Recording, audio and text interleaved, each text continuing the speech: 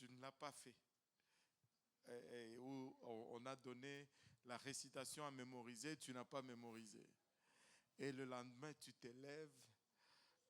Là, tu commences à t'imaginer des scénarios, que l'école brûle, que l'enseignant meurt. Est-ce qu'il y en a qui ont déjà eu Alléluia. Donc, je suis normal.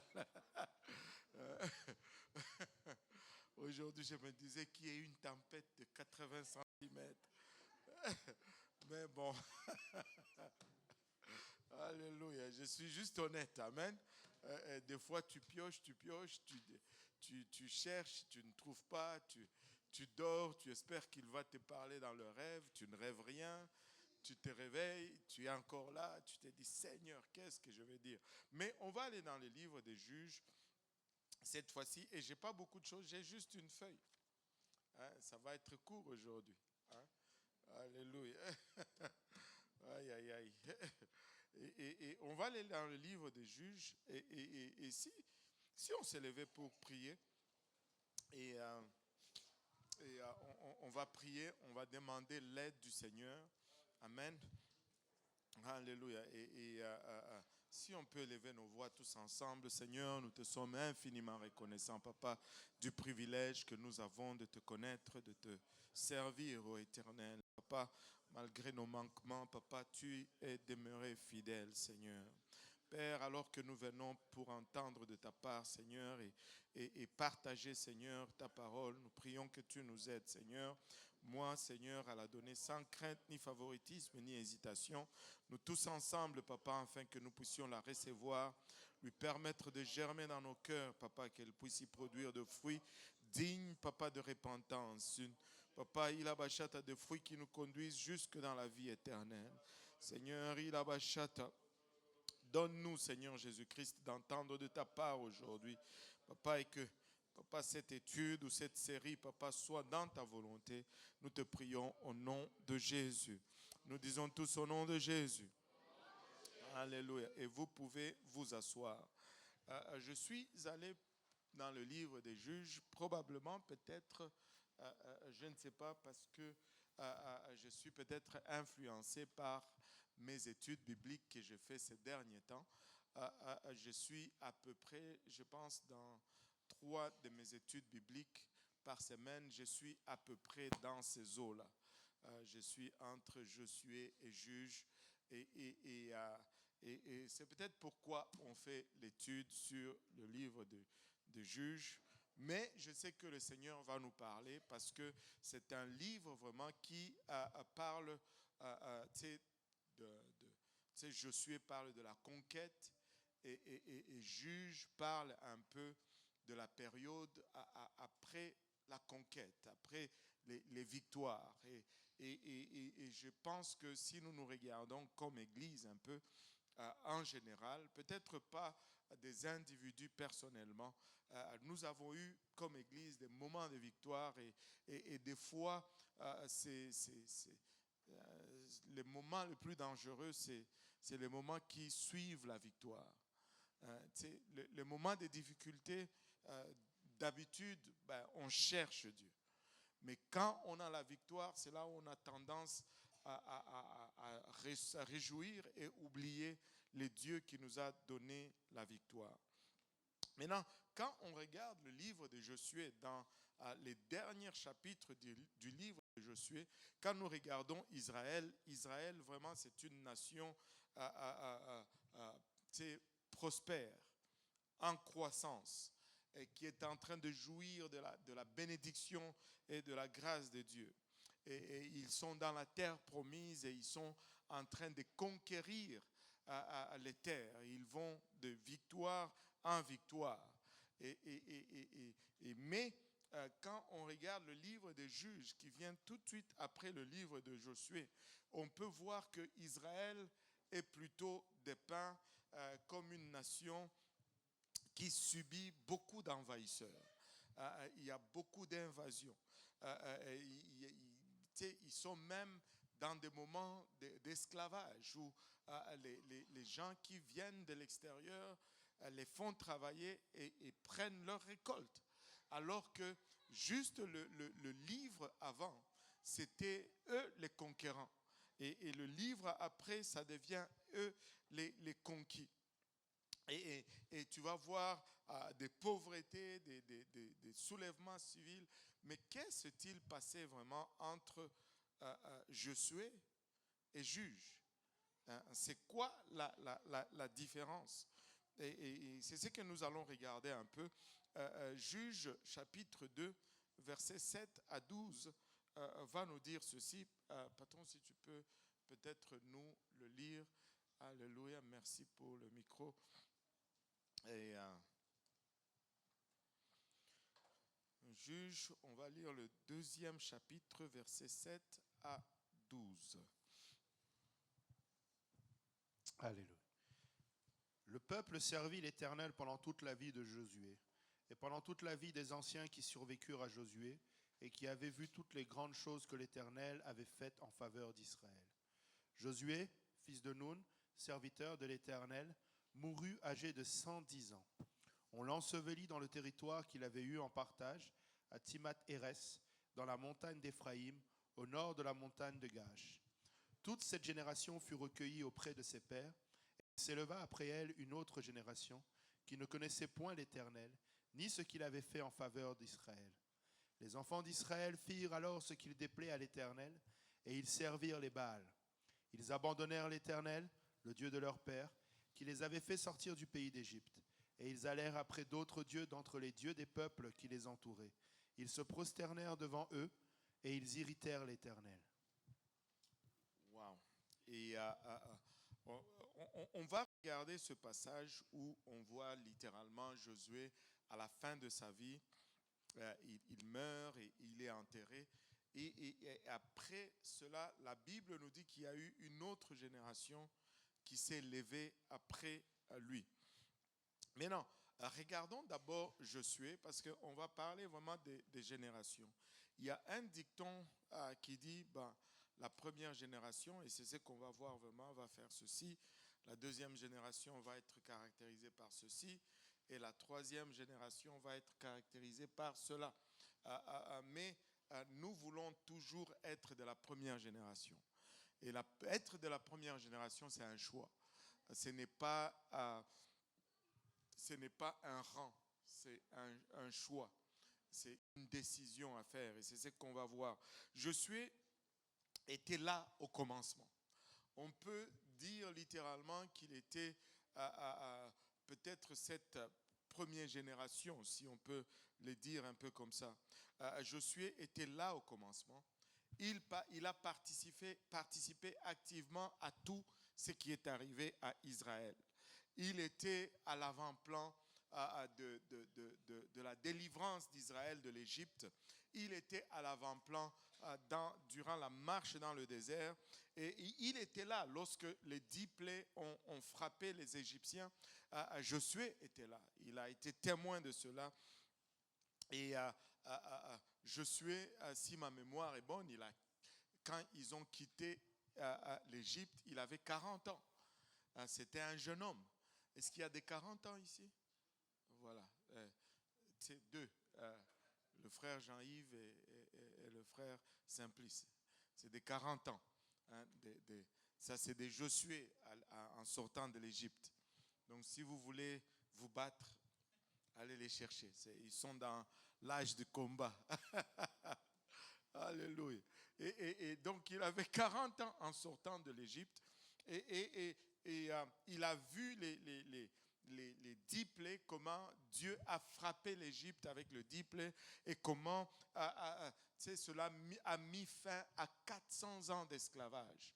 Et pour être plus précis, 430 ans d'esclavage. Et il a vu, ils sont sortis de l'Égypte, il a vu cette colonne de nuée qui les conduisait le jour, il a vu cette colonne de feu qui les conduisait la nuit, il a vu la mer Rouge se partager, se diviser en deux, il a vu la mer Rouge permettre à Israël de traverser de l'autre côté. Imaginez-vous un peu l'expérience de cet homme. Il a eu du vécu. Qui sait s'il était parmi les premiers à entrer dans le lit de la mer lorsqu'elle s'est ouverte. Et il était là en train de combattre les Amalécites, alors que Moïse était sur le sommet de la colline et le main levée. Et quand Moïse baissait les bras, Josué était en train de perdre le combat. Et quand Moïse levait le bras, Josué gagnait le combat. Il a expérimenté tout cela. Il était à l'avant-plan. Il a vécu des choses. Josué était là lorsque Moïse est monté sur le mont Sinaï. Au fait, Josué est monté avec Moïse sur le mont Sinaï. Tu sais, il est entré avec Moïse dans la présence de Dieu. Il a observé peut-être de loin cette Shekinah, cette présence de Dieu, lorsque Moïse était en train de recevoir les commandements et les instructions pour Israël. Josué était là, il était témoin de cela. Il a vu l'Éternel descendre à la montagne, les feux, les tonnerres, les tremblements de terre, les éclairs. Il avait vu tout ça. Et vous savez, il est dit de Moïse qu'il a parlé avec Dieu face à face dans le tabernacle. Quand on nous parle de l'arche, on nous dit que là, au-dessus de l'arche, la présence de Dieu se manifestait entre les deux chérubins. Et là, Dieu parlait avec Moïse face à face. Mais savez-vous que alors que Moïse parlait face à face à Dieu, après un moment, il finissait, il rentrait. Regarde Exode 33, verset 11. Après qu'il ait fini de parler avec Dieu, Moïse quittait et il partait. Mais regardez ce que Josué faisait. L'Éternel parlait avec Moïse face à face, comme un homme parle à son ami. Puis Moïse retournait au camp, mais son jeune serviteur, Josué, fils de Nun, ne sortait pas du milieu de la tente. Waouh! Même lorsque Moïse partait, Josué restait. Josué restait. Là où était la présence de Dieu. Imaginez-vous un peu le vécu de cet homme.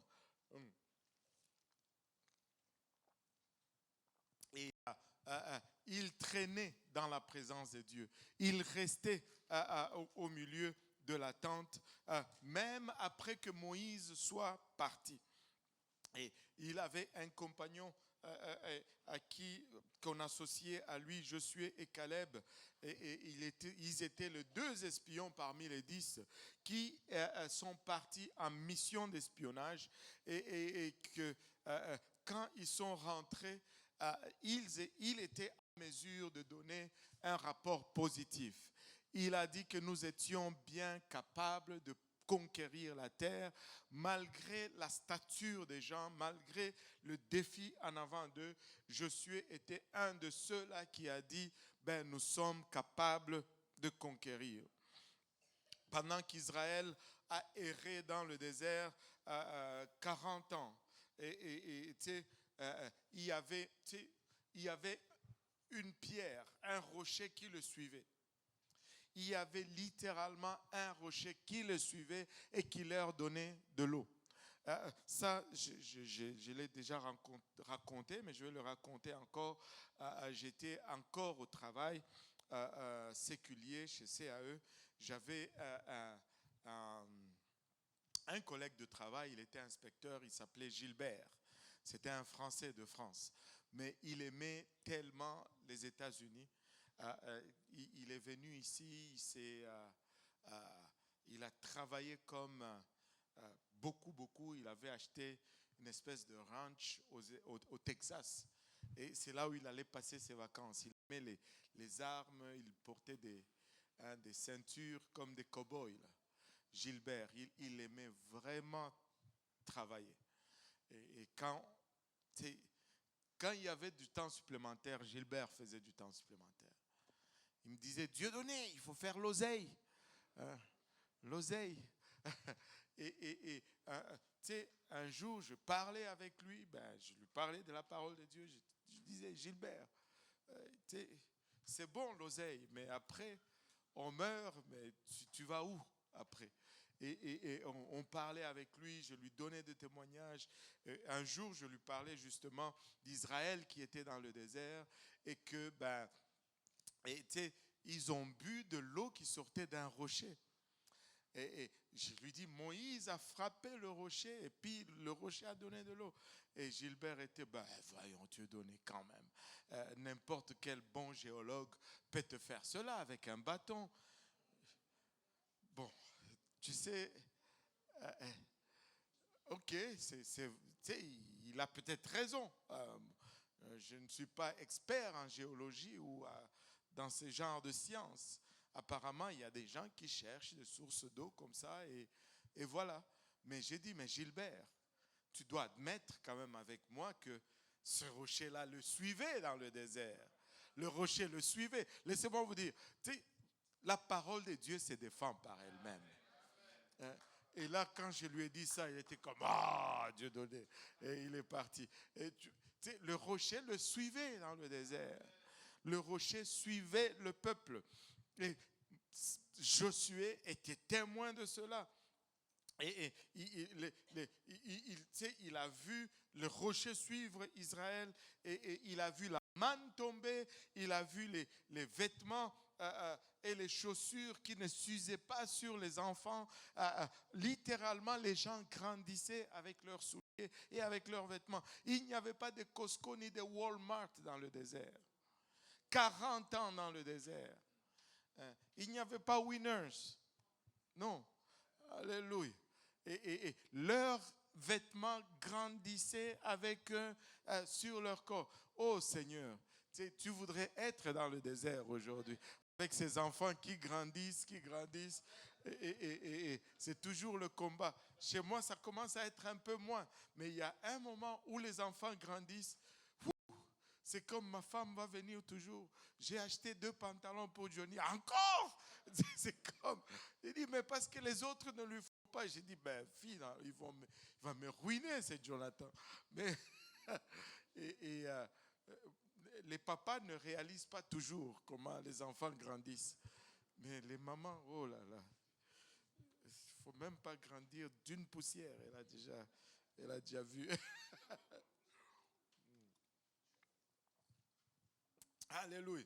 Et il a vu, il a vu ces expériences de loin, mais il a vu les sacrificateurs qui portaient l'arche de l'alliance mettre le pied dans le Jourdain et le Jourdain, l'eau s'élevait en monceau et l'eau de l'autre côté coulait et Israël a passé. Il a vu tout cela. Il a vécu. Il a fait face à l'ange. Il a vu l'ange de l'Éternel, le capitaine de l'armée de l'Éternel qui est venu le rencontrer tout de suite avant la conquête de Jéricho. Il a vu un ange. Il a vu un ange. Moi, je n'en ai pas encore vu. Je cherche à en voir. Il a vu un ange. Dieu lui a donné ce message. Vous allez marcher autour de Jéricho. Il a reçu le message, il a exécuté et il a vu les murs tomber. Et de nombreuses batailles ont été livrées par Josué au roi païen de Canaan. Et Dieu lui a donné toute la victoire que Dieu lui avait promis. Alléluia. Toute la victoire qu'il avait promis. Mais regardez, Exode, mais je pense que le point le plus important que je veux souligner aujourd'hui en ce qui concerne Josué, c'est Exode 33, 11. L'Éternel parlait avec Moïse face à face comme avec un homme. Alléluia. Mais quand Moïse partait pour retourner dans sa tente, Josué restait là. Quand Moïse partait, Josué restait là. Quand Moïse s'en allait, Josué restait. C'est comme après le service, alors que tout le monde s'en va, tu veux juste rester un peu et traîner un peu dans la présence de Dieu et prier. Laisse-moi te dire, alléluia, tu es en train de glaner quelque chose d'extra que, oui, vous avez tous expérimenté cette présence, mais des fois, il faut juste traîner dans la présence de Dieu pour en avoir juste un tout petit peu plus, pour devenir ces types de Josué ou ces genres de Josué. Nous devons être un peuple qui traîne dans la présence de Dieu, qui reste juste un tout petit peu plus. Et on peut noter trois types de générations. Trois types de générations. Et cette première génération, où je peux dire un peu cette première chaise, c'est la génération de Josué. Comme nous l'avons souligné de façon un peu extensive, ils ont vécu l'expérience directement de la réalité de Dieu. Ils ont vécu ce que Dieu a fait. Ce n'était pas quelque chose qu'on les a raconté, c'est quelque chose qu'ils ont vécu, qu'ils ont vu et qu'ils ont observé. Amen. Et ils ont vu les miracles. Et vous devez être à cette place où vous voulez voir des miracles. Vous voulez voir la main de Dieu par vous-même. Jeunes, même peut-être nous aussi vieux, ne vivez pas pour Dieu juste à base de l'expérience de vos parents. Vous devez expérimenter Dieu pour vous-même. Vous devez rentrer dans cette chambre de prière et prier pour vous-même. Vous devez toucher Dieu pour vous-même. Vous n'êtes pas trop jeune pour le faire. Vous n'êtes pas, alléluia, trop jeune pour le faire. Vous pouvez le faire vous-même. Vous devez entrer dans la présence de Dieu vous-même. Et Dieu va vous parler vous-même. Alléluia. Oui, votre maman ou votre papa va s'inscrire à la chaîne de prière. Mais il doit y avoir un temps où vous vous inscrivez à la chaîne de prière vous-même. Amen. Vous les jeunes, parce que vous ne voulez pas juste être une génération numérique, vous voulez décider, vous voulez choisir d'être cette première génération. Amen. Alléluia. On ne devait pas avoir de problème à remplir la chaîne de prière de 24 heures dans notre église ici. On a presque, entre les anglophones et les francophones, il y a presque 700, 800 personnes. On peut trouver 24 personnes par jour en 800. Alors, bien sûr, il y a les enfants là-dedans, mais quand même, c'est 800. On a besoin de 24 par jour. On ne devait pas avoir alléluia, et plus de non-francophones qu'il y a sur la chaîne de prière, plus c'est excitant, plus c'est intéressant. Laissez-moi vous dire, le samedi d'avant, on était 12 hommes dans la réunion de prière. Je compte presque chaque samedi. Mais le samedi passé, j'étais quand même un peu content parce qu'on était 20. Mais quand même, il y a à peu près une centaine d'hommes dans le service à 13 heures. Un cinquième était peut-être à la réunion de prière le samedi soir. Non. Si nous voulons être de la génération de Josué, nous allons apprendre à traîner. Et certains d'entre nous, les anciens, au début, nous étions très enthousiastes. Nous étions vraiment enthousiastes pour l'œuvre de Dieu. Nous avons commencé, ça fait peut-être 10 ans, 15 ans. Et c'est comme si, quand on a commencé, il y avait ces ailes du début. Et on était là lundi, on était là mercredi, on était là jeudi, on était là peut-être vendredi. Et s'il y avait quelque chose, on était là. Mais là, on est entré dans une phase où cette passion n'est plus passion, mais ça devient un peu routinier. Non, allume ton feu. Sois encore excité. Reviens à ton premier amour. Tu sais, il y a des jours dans l'ancien temps, il y a des jours où Tu rentrais ici dans le sanctuaire, tu trouvais un frère en train de prier. Juste, pas parce qu'il y avait réunion de prière, mais juste parce qu'il voulait traîner dans la présence du Seigneur. C'était juste un jour anodin, disons un jeudi soir. Tu passes ici par une advertence. Il y a un frère qui te dit, est-ce que je peux rester pour prier parce que je veux juste prier. Je veux juste prier. Alléluia. On veut rester traîné dans la présence de Dieu. Et si on veut vivre ces choses, il faut qu'on... Ce sont des choix, ce sont des décisions. Je m'écarte un peu. Oh là là, moi qui disais ça ne doit pas être long, on dirait que je glisse tranquillement. Et il y a autre chose qui va nous aider toujours à être de cette première génération, c'est l'évangélisation. Laissez-moi dire aux jeunes aujourd'hui, pas seulement aux jeunes, à l'église aujourd'hui.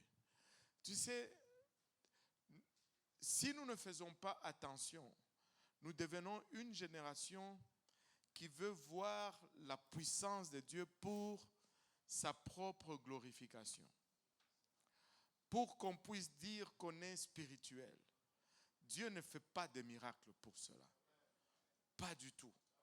Et ça, je pense que c'est une des raisons primaires pourquoi nous ne voyons pas la gloire et la main de Dieu, parce que nous voulons que ça arrive un peu pour valider notre ministère.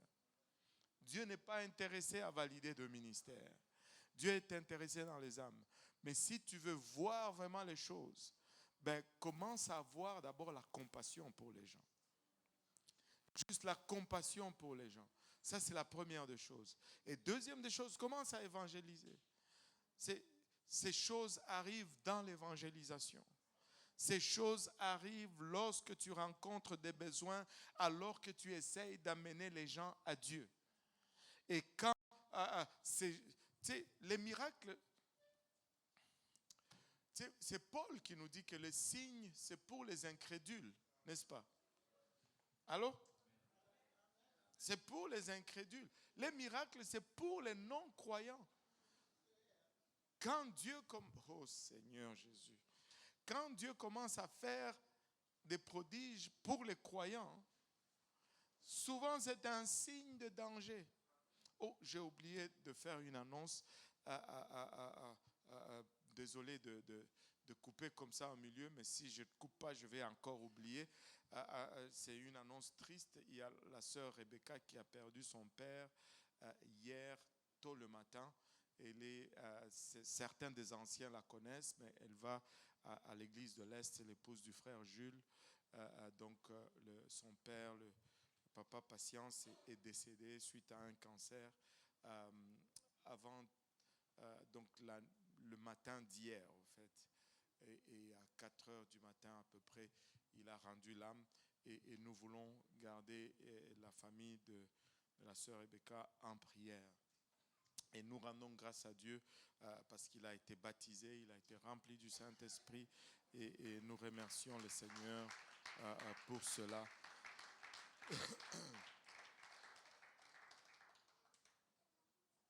Et c'est ça. Alléluia. Et je disais donc, tu sais, quand Dieu fait des miracles pour nous, des fois il faut faire attention parce que c'est comme un avertissement. C'est comme si nous sommes devenus incrédules. En fait. En tout cas, j'ai mes observations là-dessus, mais ce n'est pas ça pour aujourd'hui. Mais laissez-moi vous dire, si vous voulez voir la main, la gloire de Dieu, c'est évangéliser. Évangéliser. Allez là où il y a des besoins. Et n'ayez pas froid de prêcher l'évangile. Et vous allez voir la gloire de Dieu. Vous allez voir des prodiges et des miracles. Vous allez voir des gens qui se font délivrer. Vous allez voir des malades qui se font guérir. Mais ça arrive dans l'évangélisation beaucoup plus qu'à n'importe quel autre moment. Je suis à vue ces choses. Je suis la génération de Josué a été soumise à Dieu. C'était une génération soumise à Dieu. Même si cela les mettait vraiment à contre-courant de leur temps. Ils ont choisi de servir Dieu. Et c'était contraire au courant de leur moment. C'était contraire. Ils n'ont pas blagué. Si tu allais contre Dieu, on t'exterminait du milieu du peuple. Souvenez-vous d'Akan et sa famille. Ce n'est pas une génération. C'est une génération qui a choisi de se soumettre à Dieu, peu importe les conséquences. C'était une génération qui était toujours qui veillait à ne pas glisser dans l'impiété et qui recherchait toujours à marcher dans la piété. Ils ont embrassé la piété. Ils ont recherché la sanctification. Ils ont embrassé les préceptes de Dieu. Ils n'ont pas argumenté les préceptes de Dieu. Quand Dieu parlait, ce n'était pas bon. Est-ce que c'est vraiment ça? Non, non. C'est ça que Dieu a dit, on le fait.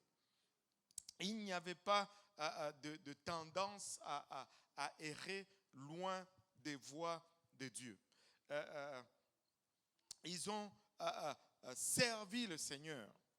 Ils étaient engagés. Amen. Ils étaient engagés. Si nous allons être une première génération, nous allons être engagés. Nous n'allons pas être tièdes. Nous allons être en feu pour le Seigneur. Et nous allons pencher vers la piété au lieu de glisser vers l'impiété. Et nous allons servir Dieu, peu importe ce que cela va nous coûter. Nous allons choisir Dieu, peu importe le coût. Ils ont servi avec engagement. Et pour eux, la Bible fixait les valeurs. La Bible, j'ai dit la Bible, déterminait les valeurs. Comprenez, ils n'avaient pas de Bible, mais c'était la Bible qui déterminait les valeurs.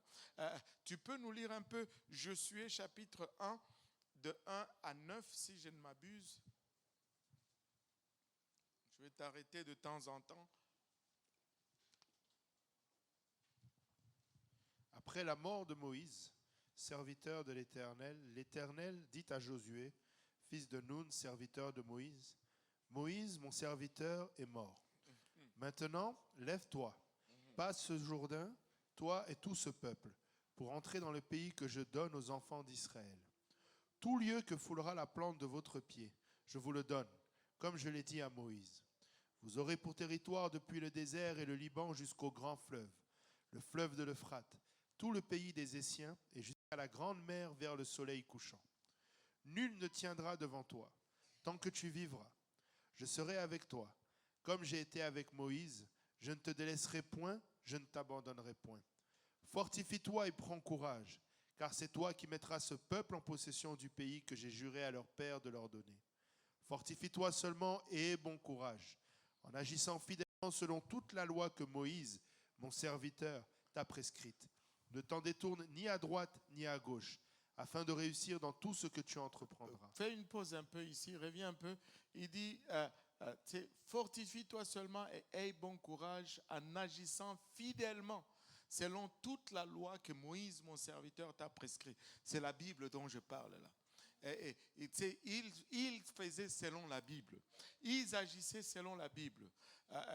Il dit, ne t'en détourne ni à droite ni à gauche. Ne te laisse pas influencer par les tendances. Ne te laisse pas influencer par les inspirations. Que la parole de Dieu soit ton guide. Alléluia. Ne te laisse pas influencer par quoi que ce soit. Que la parole de Dieu soit ton guide. Si tu vas être la première génération, tu vas être influencé et dirigé par la parole de Dieu. Par la Bible. Alléluia. Verset 8. que ce livre de la loi ne s'éloigne point de ta bouche. Médite-le jour et nuit, pour agir fidèlement selon tout ce qui est écrit, car c'est alors que tu auras du succès dans tes entreprises, c'est alors que tu réussiras. Regarde, que ce livre de la loi, encore une fois, que ta Bible ne s'éloigne point de ta bouche. Alléluia. N'argumente pas avec tes concepts, n'argumente pas avec les tendances. Tu sais, il y a beaucoup de choses qui se sont infiltrées dans la chrétienté aujourd'hui qui n'ont rien à voir avec la parole de Dieu. Et beaucoup de ces choses ont leurs racines dans des sciences occultes. Dans des sciences occultes. Tu sais, Dieu, tu sais, la façon de fonctionner de Dieu est déterminée par la Bible. Et si tu veux éviter quoi que ce soit, tu dois marcher selon la parole. Tu sais, c'est la parole qui dicte, c'est la parole qui dirige, c'est la parole qui est le dernier mot. Peu importe ce que je ressens, peu importe ce que j'observe, peu importe ce que j'ai entendu ou j'ai rêvé, la parole demeure, alléluia, le dernier mot. Du moment que tu n'es plus guidé par la parole, tu es à la merci de quelconque esprit.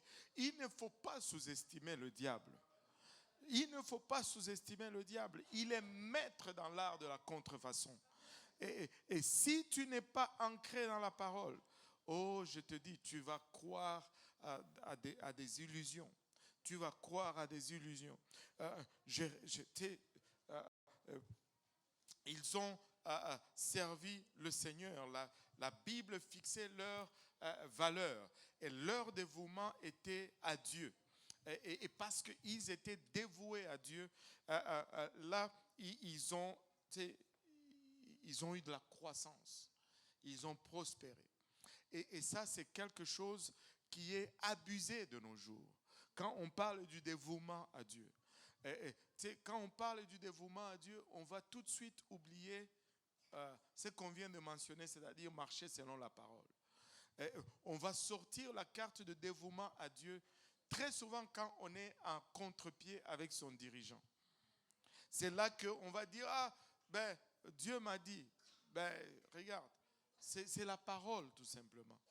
C'est la parole tout simplement. Si tu dis, ok, je suis dévoué à Dieu. Regarde, si tu es dévoué à Dieu, tu vas être en ligne avec la parole. Tu ne vas pas être à contre-pied avec la parole. Notre dévouement doit être à Dieu. Alléluia. Et ce qui était juste aux yeux de la génération de Josué, c'était ce qui était juste aux yeux de Dieu. C'était Dieu qui déterminait ce qui était bon. Amen. Et c'est ça qui déterminait la génération de Josué. Mais maintenant, comment savoir ce qui est bon aux yeux de Dieu? Encore une fois, on va retourner à la parole. C'est la parole qui va nous dire qu'est-ce qui est bon aux yeux de Dieu. Mais après Josué, à part Josué, vous savez, Josué a été confronté à une génération des anciens, des gens qui l'ont côtoyé, qui n'ont peut-être pas, rappelez-vous, ils sont sortis de l'Égypte, mais tous ceux qui avaient 20 ans et plus ont péri dans le désert. Allô? Ceux qui sont sortis de l'Égypte, ils sont tous péris dans le désert. Donc, la génération qui est entrée avec Josué dans la terre promise n'était pas celle avec qui il a quitté. Allô? Et ils étaient seulement 2 de l'ancienne génération. Mais cette deuxième génération, qu'on va appeler peut-être les anciens, ils connaissaient la réalité de Dieu. Mais ils l'ont connu, pas peut-être tous de première main, mais de seconde main. Ils ont entendu les histoires de l'Égypte. S'ils les ont vécues, ils avaient peut-être 10 ans quand ils sont sortis de l'Égypte, mais ils n'étaient pas pleinement conscients de tout ce qu'ils ont vécu. c'était comme des histoires racontées en seconde main. Et ils ont entendu ce que leurs pères ont fait. Ils ont été témoins peut-être de ce que leurs pères ont réalisé. Ils ont cru. Amen. Ils ont cru parce qu'ils ont vu leur père marcher. Ils ont, ils se sont saisis des convictions de leur père sans peut-être comprendre toute la profondeur de l'expérience que leurs pères ont eue. Parce qu'ils ont vu leur père faire, ils ont aussi fait, sans trop savoir pourquoi. Vous rappelez-vous de cette dame qui faisait le roast beef dans le four, et cet homme qui voit sa femme qui, avant de cuire le roast beef, les semaines des jeunes, je ne sais pas pourquoi ça tourne toujours à la nourriture. et tu sais, quand elle faisait le roast beef, avant de le mettre au four, elle coupait les deux extrémités, elle mettait par-dessus le gros morceau, elle mettait le papier aluminium et elle mettait au four. Et là, son mari lui demande, mais pourquoi est-ce que tu fais ça comme ça? Pourquoi tu coupes les deux extrémités, tu mets par-dessus? Elle dit, je ne sais pas, ma mère l'a toujours fait comme ça, alors moi aussi je le fais comme ça. Bon, un jour, ils sont allés chez la belle-mère et là, il s'est dit, je vais poser un peu la question à la belle-mère parce que je veux savoir pourquoi il faut couper les extrémités du roast beef. Et il dit, maman, pourquoi est-ce que vous coupez les extrémités du rôti de bœuf là, et puis et que vous le mettez par-dessus avant de le cuire? J'ai demandé à ma femme, elle a dit que c'est comme ça que vous le faisiez. Elle, la maman dit aussi, moi je l'ai toujours fait comme ça parce que ma mère aussi faisait comme ça. Dit, bon, on va demander à la grand-mère alors. Alors, c'était la fête familiale, tout le monde s'est réuni, la grand-mère était là, et le monsieur est allé demander à la grand-mère, grand-maman, j'avais une question qui m'intrigue. J'ai demandé à mon épouse, elle m'a dit, ma mère faisait comme ça. J'ai demandé à maman, elle dit que c'est vous qui faisiez comme ça. Mais dites-moi, pourquoi est-ce que vous coupez les extrémités du rôti de bœuf et vous le mettez par-dessus avant de le cuire? Et la grand-mère a commencé à rire tout simplement. Elle dit, vous voyez, tu sais, moi, de mon temps, on n'avait pas assez d'argent. Je n'avais pas beaucoup de casseroles. Alors, quand je mettais le rôti de bœuf dans la poêle que j'avais, c'était trop gros. Pour que tout rentre dans le four en même temps, je coupais les extrémités pour mettre par-dessus, pour tout cuire en même temps. C'est tout simplement parce que je n'avais pas un poêle ou une casserole plus grand. Alors, les deux ont adopté une méthode de cuisson sans savoir vraiment pourquoi on faisait cela. Hein? Ok, ça va marcher, mais il va manquer de profondeur. Tu vois? Et quand tu vas être mis au défi, tu n'auras pas de raison de garder cette conviction et tu vas t'en débarrasser. C'est bon d'adopter les convictions, mais c'est mieux de savoir pourquoi nous adoptons ces convictions. C'est pourquoi nous perdons beaucoup d'énergie, nous investissons beaucoup de temps à enseigner chaque mercredi. On aurait aimé que le mercredi, il y ait au moins 150. Chaque dimanche, dimanche passé, on était 328 ou quelque chose comme ça. On aurait aimé qu'il y ait au moins 150, 200 personnes le mercredi, afin qu'on puisse savoir pourquoi on fait certaines choses. Pourquoi est-ce que nos femmes ne portent pas de bijoux?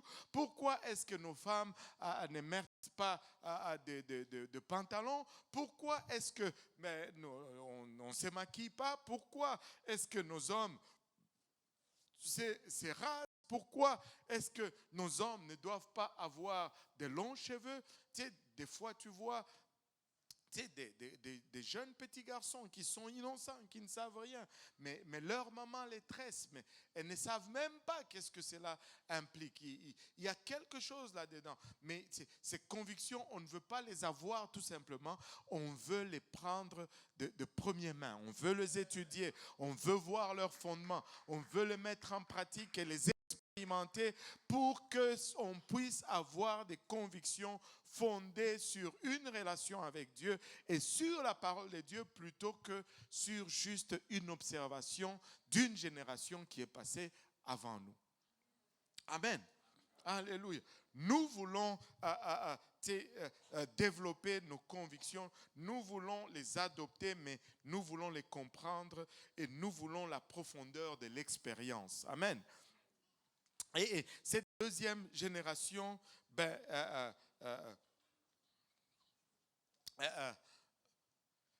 ils avaient la foi. Ils connaissaient leur foi.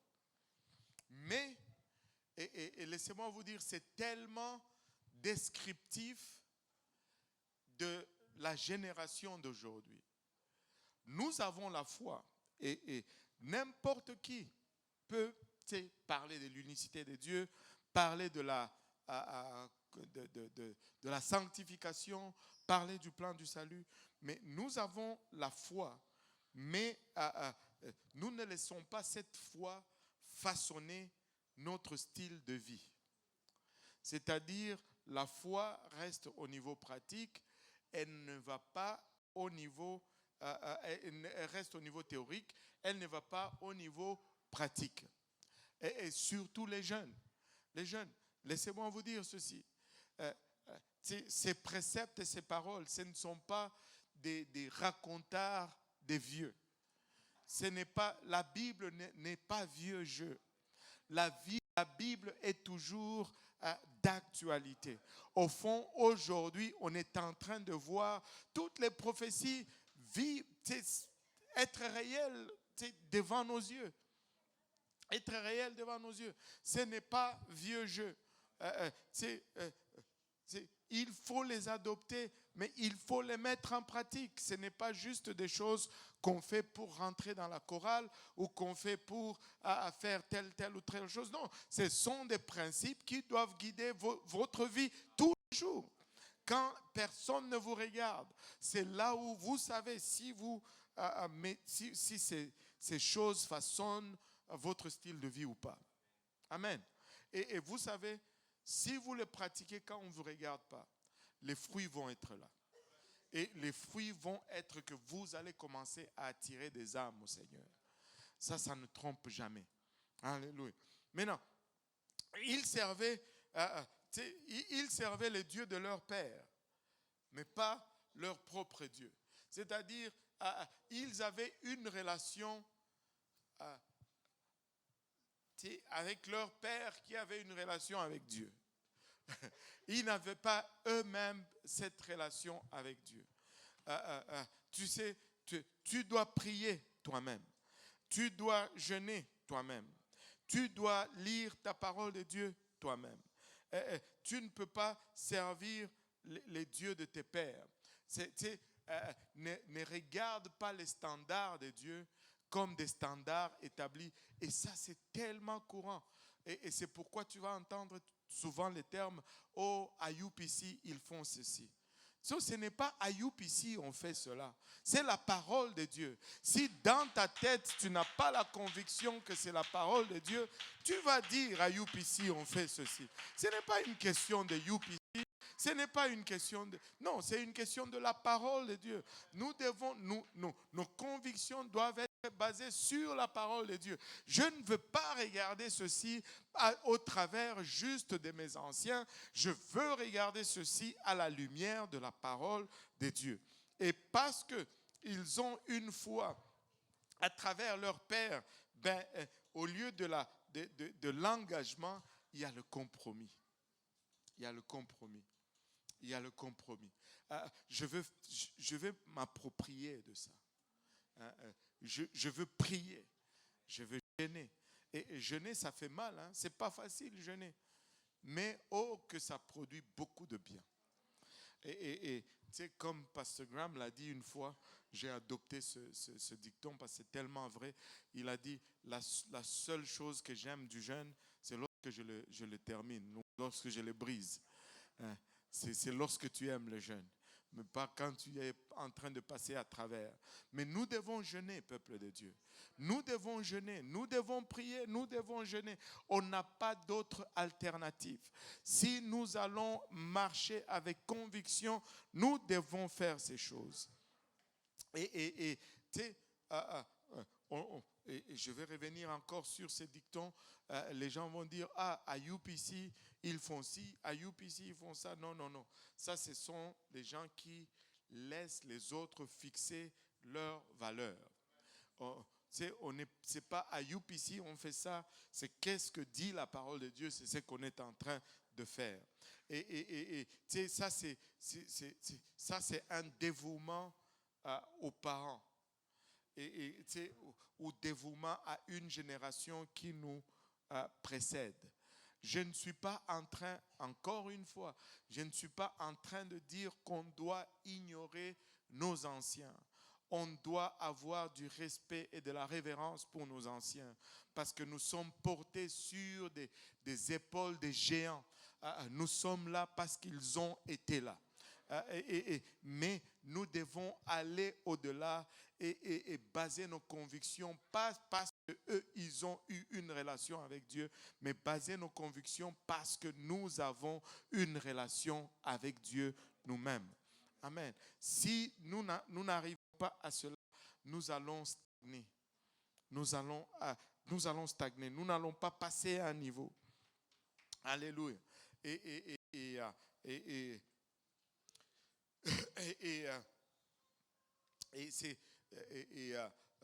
Et pour cette génération, cette deuxième génération, qu'est-ce qui va être juste? C'est ce qui est juste aux yeux des autres, aux yeux des anciens, des fois aux yeux de mes parents. Cela ne veut pas dire que mes parents ne voient pas bien, mais cela veut dire que je réalise que c'est Dieu qui détermine les standards. Parce que vous savez, mes parents, moi je peux le dire, mes parents sont déjà morts. Si je me suis arrêté sur mes parents, après la mort de mes parents, je pourrais vivre comme un fou, librement. Mais ce n'est pas, oui, autant j'honore mes parents, mais autant je dois réaliser que les standards viennent de Dieu. Alléluia, les standards viennent de Dieu. Et je dois arriver à cette réalisation. Et la troisième génération, on va conclure avec la troisième génération, ou la troisième chaise. La Bible nous dit, il s'éleva une autre génération. Il s'éleva une autre génération. Cette génération ne connaissait pas la réalité de Dieu. Et n'a pas du tout connu la réalité de Dieu, ne connaissait pas les miracles, n'a pas vécu les miracles. Et le problème avec cette génération aussi, et c'est là où nous devons être très très prudents, nous les parents. Cette génération a vu toute l'hypocrisie de la génération précédente. Tu sais, quand on ne vit pas droit, nous pouvons nous en sortir. Mais nos enfants qui nous observent vont avoir de sérieuses difficultés. Et ils ont vu les paroles, mais pas les actes. Et ils ont vu cette hypocrisie. Et ils vont éventuellement rejeter Dieu parce que cela n'était pas aussi réel pour eux.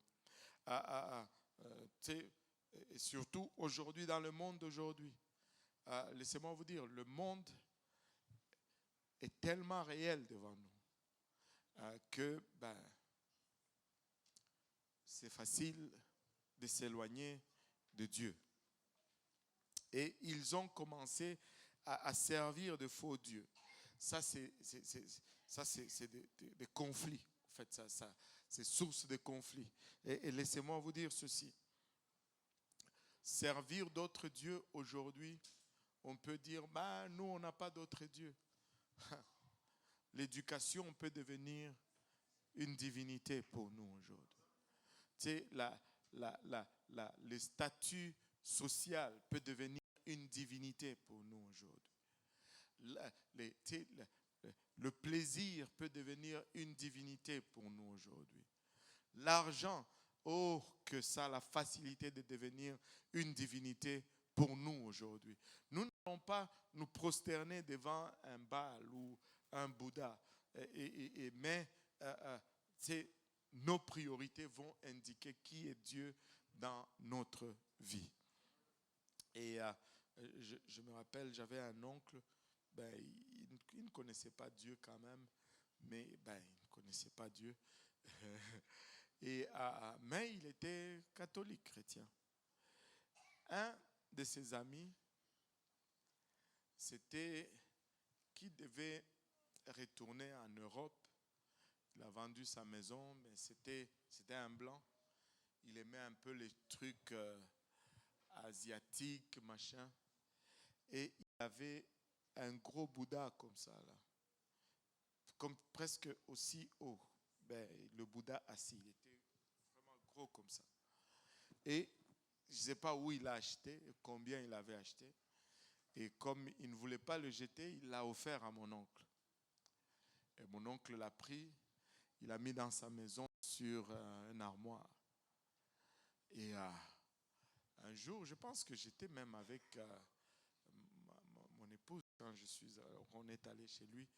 Et puis, tu sais, tu es dans la maison, tu te dis, il y a quelque chose. Là, tu te tournes, tu regardes, ouf!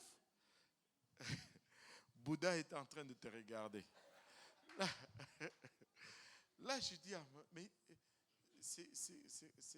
d'où ça vient ça? C'est quoi? Il me dit, c'est mon ami tel qui me l'a offert. Et j'ai dit, mais est-ce que vous êtes conscient que c'est spirituel et qu'il y a un esprit qui rentre avec ça? Certes, mon oncle ne se prosternait pas devant ça. Mais tu lui donnes une place dans ta maison, il commence à rayonner, il commence à faire ses effets. Je lui ai dit, mais c'est pas bon parce que c'est spirituel. Mais il n'a pas compris grand-chose. Mais je peux vous dire que le Bouddha a pris d'abord la direction du garage. Et le jour qu'il y avait la poubelle qui passait là, le Bouddha était dans un sac de poubelle noir là, et au coin de la rue, et il a jeté le Bouddha. Et nous n'allons pas nous prosterner devant ces choses, mais que nous allons avoir d'autres choses qui vont prendre la place de Dieu dans nos vies. Et cela va amener des conflits dans notre marche spirituelle. Et pour cette génération, ce ne sont plus leurs anciens qui fixent les valeurs, qui déterminent les valeurs. Les valeurs deviennent déterminées par le monde. Qu'est-ce que le monde pense? Comment le monde nous regarde? Et laissez-moi vous dire, il y a une chose qui nous affecte beaucoup, beaucoup, beaucoup en ce qui concerne ces affaires-là, c'est les tendances ou les modes. On a toujours tendance à vouloir suivre des tendances. Même dans les églises, il y a des tendances. Toutes les églises commencent à mettre ceci, à faire ceci. Regardez, il faut faire attention avec ces choses. On ne veut pas juste suivre, on ne veut pas juste être dans les modernismes. Et tu sais, et le danger est que des fois, les gens vont aller dans une conférence. Ils vont voir comment la conférence est faite. Et ils vont vouloir faire ça dans un service de dimanche chaque jour. Non, ça, ce n'est pas la même chose. On n'a pas les mêmes buts. Une conférence est une conférence. Et un service, c'est un service. Une conférence, c'est comme une réunion familiale. On ne mange pas toujours chaque jour à la maison comme on mange dans une réunion familiale. Allô? Ce n'est pas la même chose. Ce n'est pas la même, c'est pas la même approche. Anyway. Tu sais, c'est l'extérieur, le monde qui commence à fixer les valeurs. Mais les dévouements, maintenant, l'engagement concerne moi.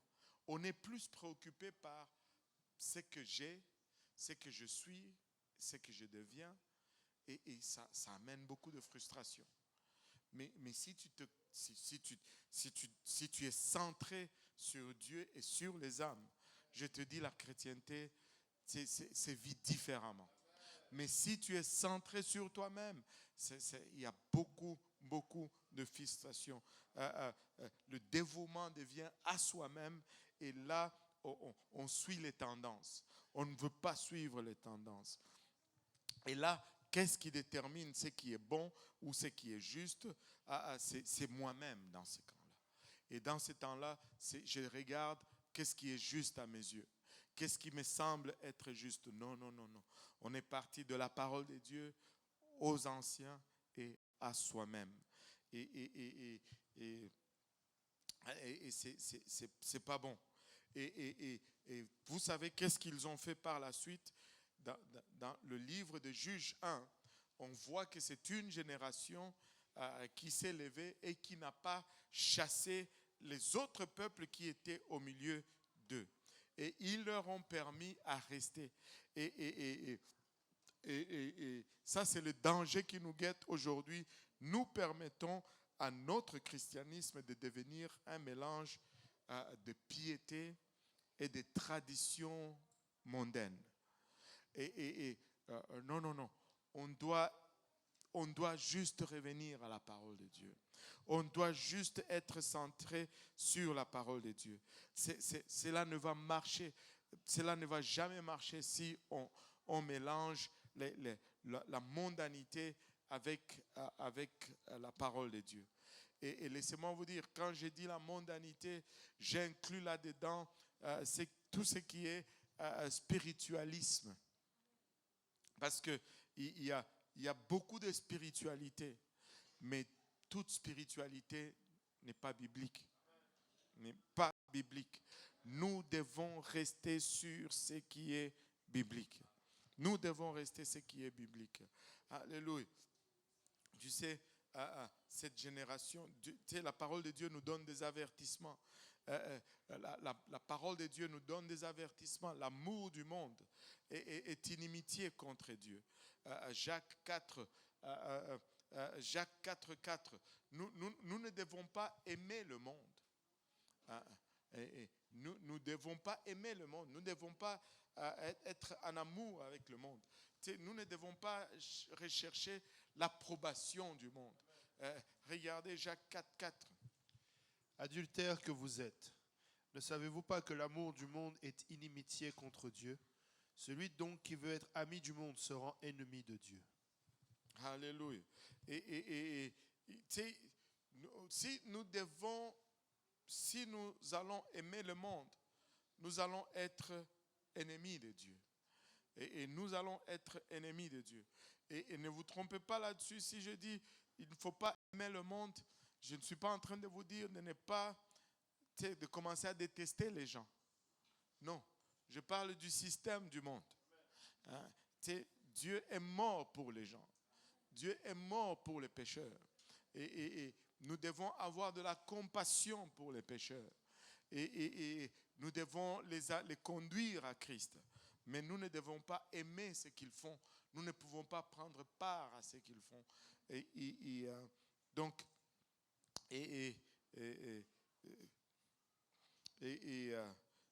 regardez ceci.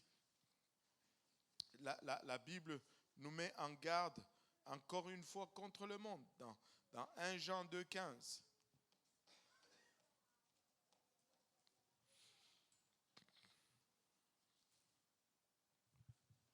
N'aimez point le monde, ni les choses qui sont dans le monde. Si quelqu'un aime le monde, l'amour du Père n'est point en lui. Alléluia. De ne pas aimer le monde.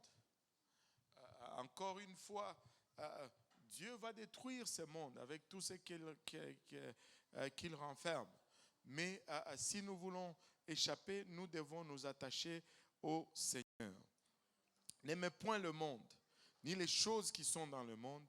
Et si quelqu'un aime le monde, l'amour du Père n'est point en lui. Vous savez, quand on va partir d'ici, on ne va rien amener. On ne va rien amener. Job dit, nu je suis sorti du ventre de ma mère et nu je partirai de ce monde. Alléluia. Et ne vous attachez pas. Dieu, oui, Dieu nous bénit. Oui, il faut jouir de ce que Dieu nous donne. Oui, mais ça ne doit pas être, on doit avoir une main légère là-dessus. Alléluia. On doit avoir une main légère là-dessus.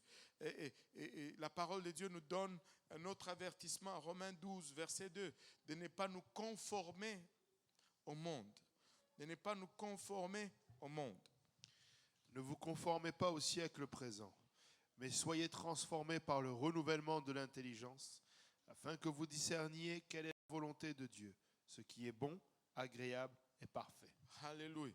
Ne vous conformez pas au siècle présent, mais soyez transformés par le renouvellement de l'intelligence, afin que vous discerniez quelle est la volonté de Dieu, ce qui est bon, agréable et parfait.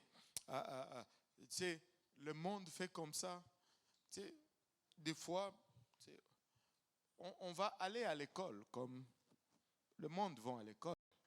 On va aller travailler comme le monde travaille. Ça, ce n'est pas se conformer au monde.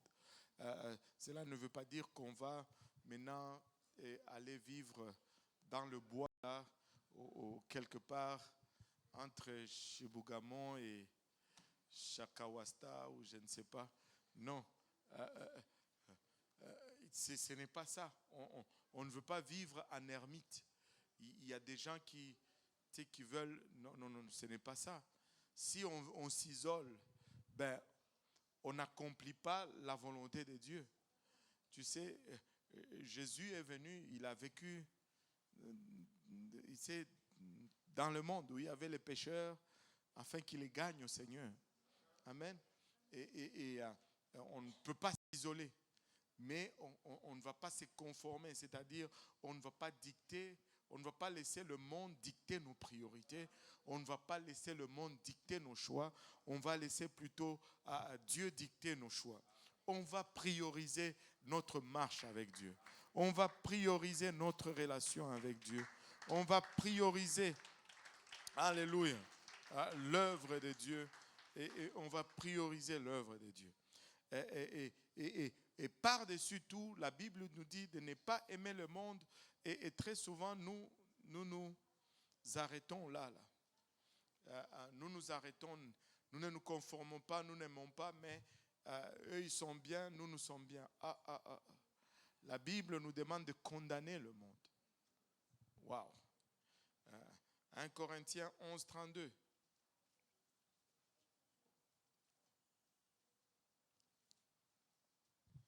Mais quand nous sommes jugés, nous sommes châtiés par le Seigneur, afin que nous ne soyons pas condamnés avec le monde. Avec le monde. Et nous allons condamner le monde, afin que nous ne soyons pas condamnés avec le monde. Et on ne peut pas regarder le mal et se taire. On va dire, on va rester poli, mais on va dire. Et on va dire. Et quand ça vient, le temps de le dire, il faut le dire. Ce n'est pas bien. Tu es à côté. Et ceux qui veulent entendre vont l'entendre. Mais Dieu va condamner ce monde. Et si nous avons la nature de Dieu en nous, ben, juste déjà par notre conduite et notre tenue, le monde se sent condamné. Et c'est pourquoi il va y avoir des fois des clashs avec des gens qui ne te connaissent même pas. Mais parce que tu émules cela, tu reflètes l'Esprit de Dieu, ils se sentent condamnés et ils ne vont pas être contents. Celle-là, Victoria, je ne l'aime pas, tout simplement. Pourquoi? Ben, je ne sais pas, mais je ne l'aime pas. C'est parce qu'elle est l'enfant de Dieu. Et alléluia. Et vous savez, Josué est devenu vieux. Regardons un peu Josué 13. Josué était vieux Il était maintenant avancé en âge. Et la deuxième génération, était celle maintenant qui avait le devant. Regardez, Josué 13:1. Josué était vieux, avancé en âge. L'Éternel lui dit alors, tu es devenu vieux, tu es avancé en âge, et le pays qui te reste à soumettre est très grand. Le pays qui te reste à soumettre est très grand. Donc, Josué est mort, mais la conquête n'était pas vraiment finie. Et c'est cette deuxième génération qui devait continuer à la conquête. Mais ils n'ont pas été à la hauteur relationnelle de Josué avec le Seigneur. Et c'est pourquoi le peuple d'Israël a eu la promesse de tout un pays, mais ils ne l'ont pas possédé dans son entièreté et ils n'ont pas joui de la plénitude de la promesse de Dieu parce que ils se sont laissés impacter par les caractéristiques de la deuxième génération. Et la plupart des apostoliques aujourd'hui vivent sous cette deuxième génération.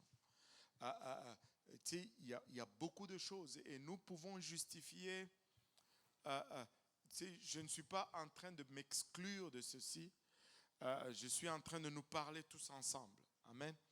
Et nous pouvons justifier beaucoup de choses qui nous volent de la plénitude de la grâce de Dieu. Nous pouvons toutes les justifier.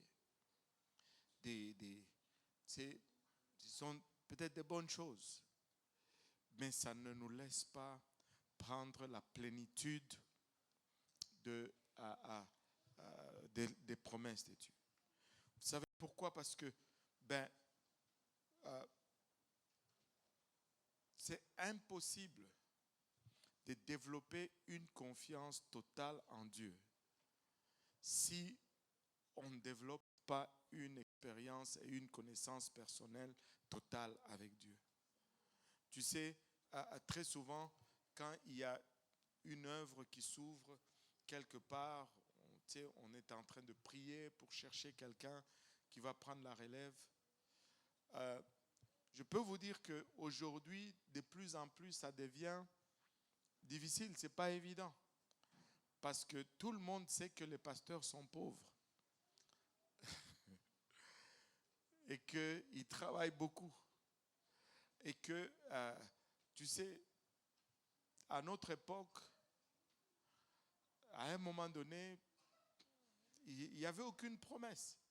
Mais on a abandonné le travail. On a commencé à faire l'œuvre de Dieu. Sans aucune promesse. Tout ce qu'on avait, c'était $100 par semaine. Si je prêchais le dimanche. Mais Dieu m'a dit, c'est ce qu'il fallait faire. Et je devais avoir confiance en Dieu. Allô? Mais aujourd'hui, on veut toujours un coussin. On veut une sécurité. Je ne suis pas en train de te dire, abandonne ton travail pour aller servir. Non, ce n'est pas ce que je te dis. Ce que je suis en train de te dire, c'est que développe une relation avec Dieu. Afin que lorsqu'il va te demander que tu sois capable de le faire. Allô? Parce que sinon, tu ne seras pas capable de le faire et tu vas passer à côté. Je sais que ce n'est pas à tout le monde qui va demander cela. À toi, il va te demander peut-être autre chose. Alors que j'ai fait ça, j'ai vu des gens qui sont venus me voir. Et ils me disent, pasteur, je vais te donner mon salaire de ces 2 semaines. Et j'étais comme, ok, si c'est Dieu qui te l'a dit, ok. Et ils sont venus avec le chèque. Bon, pasteur, ça c'est le chèque. Et c'était un gros chèque. $4 700 à l'époque là. Tu sais, bien. J'ai dit, mais tu blagues ou quoi? Parce que des fois, même quand le miracle est sur ta table, tu as la difficulté à le croire. Tu es en train de me niaiser là ou c'est pas sérieux là? Parce que là, tu vas me blesser sérieusement là. Il dit, non, non, non, c'est à toi, je te donne. Tu veux que je te l'endosse? Tiens, tape, il signe en arrière. Tu vas le cacher. J'étais comme...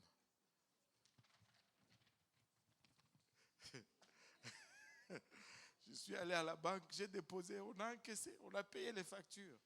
Mais il faut être à une place avec le Seigneur. Et il faut être à une place avec le Seigneur. Tu sais, il y a des moments où on n'avait rien.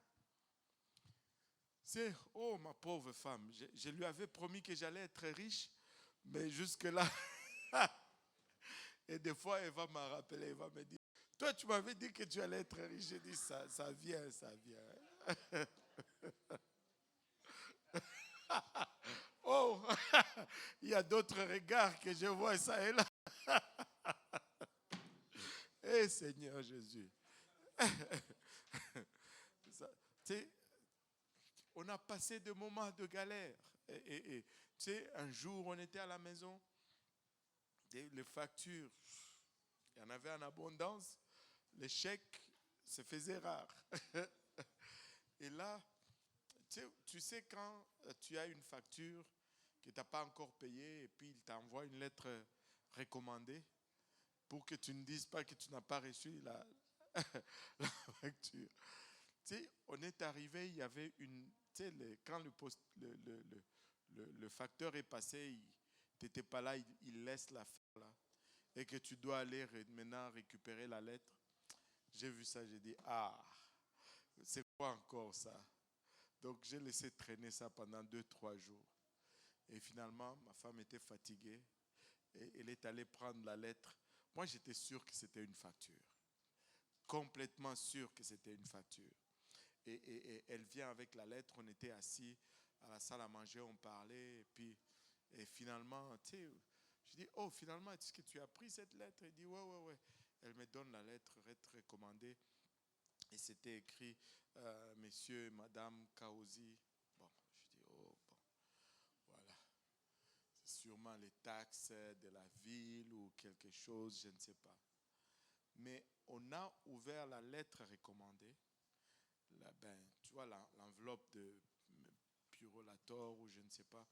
Et à l'intérieur de cette enveloppe brun solide là, il y avait une enveloppe normale blanc. Et dans cette enveloppe blanche, il y avait une feuille pliée en 3, comme on met pour une lettre. Et là, au milieu de cette feuille, il y avait 15 billets de $100. Jusqu'à aujourd'hui, je n'ai jamais su qu'il n'y avait pas d'expéditeur. Ça fait des années de cela. Jusqu'à aujourd'hui, on n'a jamais su qui nous avait envoyé, si c'était un ange ou si c'était quelqu'un de l'église. Si c'était quelqu'un de l'église, en tout cas, merci beaucoup, c'était de la part de Dieu. Mais si c'était un ange, merci Seigneur, tu n'as pas failli. Mais il faut prendre ces risques-là. On veut voir les prodiges, mais on ne veut pas se mettre à la place où les prodiges arrivent.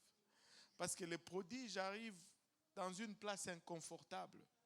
Ce n'est jamais dans une place confortable. Dans la place confortable, Dieu n'a pas besoin de faire. Alors, mais développons cette relation personnelle avec Dieu. Connectons avec Dieu et voyons la main de Dieu. Moi, j'ai cette assurance. Vous pouvez me demander, mais pourquoi tu parles comme ça? Moi, j'ai cette assurance qu'en 2025, nous allons voir des exploits. Nous allons vivre des choses que nous n'avons pas vécues. Alléluia. Ne vous fatiguez pas de mes motivations, ne vous fatiguez pas de mes discours. Nous allons le voir, nous allons le vivre et nous allons l'expérimenter. Nous allons aller à un autre niveau d'engagement. Nous allons faire de ceci une affaire personnelle. Une affaire personnelle. Les jeunes, dans vos écoles, vous avez entendu les témoignages. Nous allons avoir des études bibliques de 40, 50, 100 personnes dans les écoles. Nous allons entrer dans des maisons qui étaient jadis quasiment inaccessibles. Nous allons voir des des autorités venir à Dieu, se repentir et se faire baptiser au nom de Jésus-Christ pour le pardon, nous allons les voir. Nous allons bouleverser les hôpitaux. Nous allons faire plein de choses. Il y a quelqu'un qui est venu me voir à l'étude biblique du lundi concernant une personne qui était malade et qui souffrait vraiment de la dépression et qui a demandé l'aide à mourir. Et on a tué la personne. Et là, il s'est demandé, mais qu'est-ce que je peux faire? Il dit, mais elle a vu quand même qu'il y avait des conseillers spirituels à l'hôpital. J'ai dit, va te renseigner. Comment on fait pour devenir conseiller spirituel à l'hôpital? Alléluia. Ouais, hein? Va te renseigner comment on devient conseiller spirituel à l'hôpital. Et elle me dit que le conseiller spirituel a écrit dans son dossier, après entretien avec la personne, elle a vu que la personne était lucide pour prendre ses décisions, donc c'était OK. Quel conseiller spirituel? Ça, c'est démoniaque. Ce n'est pas de Dieu, ça. Ce n'est pas de Dieu. Alors, on veut tout faire. On a besoin que tout le monde s'engage. On a besoin que tout le monde participe. Vous savez, il faut sortir un peu du concept. Des fois, les gens vont dire, oh, on ne m'utilise pas à l'église, on ne m'utilise pas à l'église. Non, non, non. Tu dois juste te rendre utile à l'église. Être utilisé à l'église, ce n'est pas seulement tenir le micro ou enseigner un mercredi. Être utilisé à l'église, c'est être engagé lundi, mardi, mercredi dans toute opportunité d'évangélisation qui existe. Nous devons juste être évangélique. Nous devons juste être alertes et en toute opportunité partager cette parole. En toute opportunité déclarer les bontés du Seigneur. C'est comme ça que nous allons être toujours cette première génération.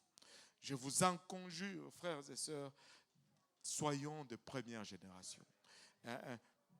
Si la vie de prière a failli, secoue-toi, relève-toi, recommence à prier.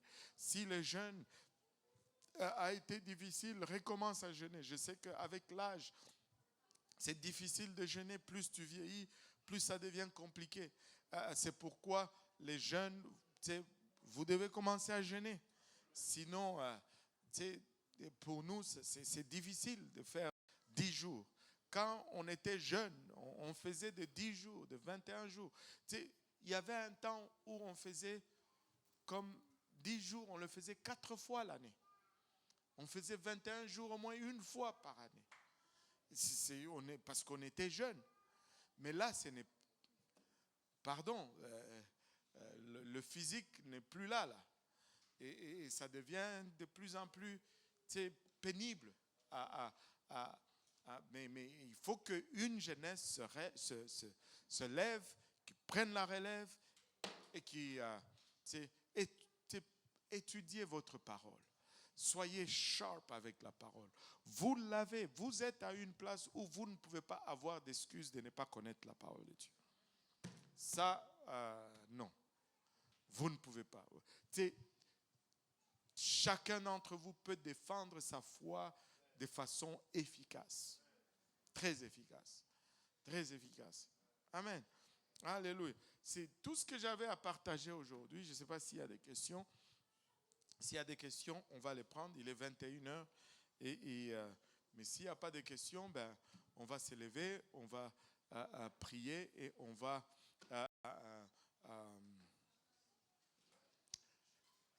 Alléluia. Alléluia.